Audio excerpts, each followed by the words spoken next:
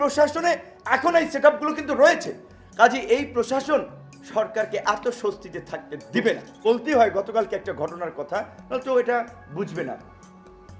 আমরা তথ্য পেয়েছিলাম ওখানে নসরুল হামিদ বিপু, এই সরকার একটা করাপ্টেড মন্ত্রী, ওই তার হোটেল সারিনা বনানীর ওখান থেকে এই ঢাকা শহরে মাস্তানদেরকে 4 তারিখ অস্ত্র দেওয়া হয়েছিল, টাকা দেওয়া হয়েছিল, ওখানে বিপুল পরিমাণের অর্থ রয়েছে।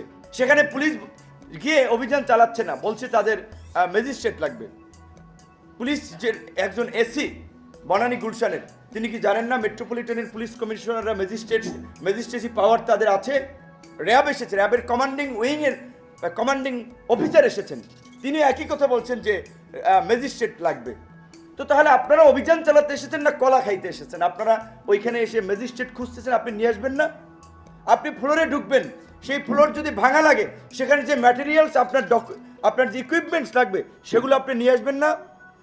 একটা থেকে এই তালবাহানা করতে করতে রাত্র 4:26 একজন ম্যাজিস্ট্রেট আসছে, তারপরে তারা ওইখানে অভিযান চালিয়েছে। মানে এতক্ষণ পর্যন্ত তাদের এই জিনিসপত্র সরানোর জন্য তারা ব্যবস্থা করে দিয়েছে। সুতরাং এই প্রশাসনে এখন এই সেটআপগুলো কিন্তু রয়েছে। কাজে এই প্রশাসন সরকারকে এত স্বস্তিতে থাকতে দিবে না।